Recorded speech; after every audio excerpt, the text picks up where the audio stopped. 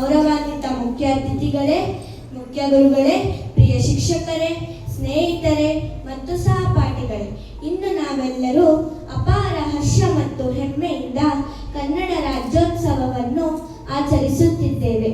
November 1, 1956ರಂದು ಪ್ರಿಯ ಕರ್ನಾಟಕ ರಾಜ್ಯವು ಜನ್ಮ ತಾಳಿತು. ಆ ದಿನವು ನಮ್ಮ ಇತಿಹಾಸದಲ್ಲೊಂದು ಮಹತ್ವದ ದಿನ. ಆ ದಿನದಿಂದ ಪ್ರತಿ ವರ್ಷವೂ ಈ ದಿನವನ್ನು ನಾವು ರಾಜ್ಯೋತ್ಸವ ದಿನವನ್ನಾಗಿ ನಮನ, ಗೌರವ ಮತ್ತು ಸಂತೋಷದಿಂದ ಆಚರಿಸುತ್ತೇವೆ. ನಮ್ಮ ರಾಜ್ಯದ ಧ್ವಜವು ಹಳದಿ ಮತ್ತು ಕೆಂಪು ಬಣ್ಣದ್ದಾಗಿದೆ. ಹಳದಿ ಶಾಂತಿಯ ಸಂಕೇತ, ಕೆಂಪು ಧೈರ್ಯ ಮತ್ತು ಶೌರ್ಯದ ಸಂಕೇತ. ಈ ಧ್ವಜವು ನಮ್ಮಲ್ಲಿ ಒಗ್ಗಟ್ಟು, ಪ್ರೀತಿ, ಪ್ರಗತಿಯ ಸಂದೇಶವನ್ನು ನೀಡುತ್ತದೆ.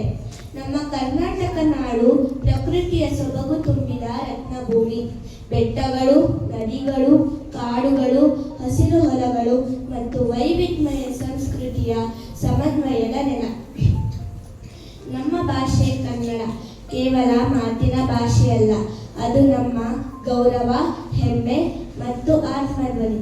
ನಾವು ಕನ್ನಡವನ್ನು ಮಾತನಾಡುವಾಗ ನಮ್ಮ ಸಂಸ್ಕೃತಿಯನ್ನು ಮತ್ತು ಇತಿಹಾಸವನ್ನು ಜೀವಂತವಾಗಿರಿಸುತ್ತೇವೆ. ನಮ್ಮ ರಾಜ್ಯವು ಅನೇಕ ಮಹಾನ್ ವ್ಯಕ್ತಿಗಳನ್ನು ನೀಡಿದೆ.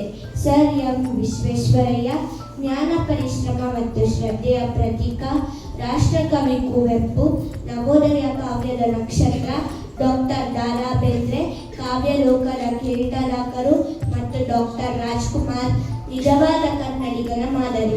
ಈ ಮಹಾನ್ನವರ ಜೀವನಗಳು ನಮ್ಮೆಲ್ಲರ ಪ್ರೇರಣೆಯ ದೀಪ.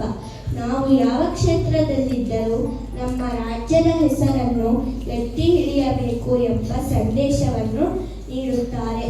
ನಾವು ಎಲ್ಲರೂ ಕನ್ನಡವನ್ನು ಮಾತಾಡೋಣ, ಗೌರವಿಸೋಣ ಮತ್ತು ನಮ್ಮ ಮುಂದಿನ ಪೀಳಿಗೆಗೆ ಅದರ ಮಹತ್ವ ಮತ್ತು ಮೌಲ್ಯ ತಿಳಿಸೋಣ. ನಮ್ಮ ಕರ್ತವ್ಯ ಕನ್ನಡವನ್ನು ಉಳಿಸುವುದು, ಬೆಳೆಸುವುದು ಮತ್ತು ಪ್ರೀತಿಸುವುದು. ನಮ್ಮ ರಾಜ್ಯದ ನುಡಿ ಹೀಗೆ ಇದೆ: ಎಲ್ಲಾದರೂ ಇರು, ಎಂತಾದರೂ ಇರು, ಎಂದೆಂದಿಗೂ ನೀ ಕನ್ನಡವಾಗಿರು. ಧನ್ಯವಾದಗಳು. ಜೈ ಕರ್ನಾಟಕ, ಜೈ ಕನ್ನಡ.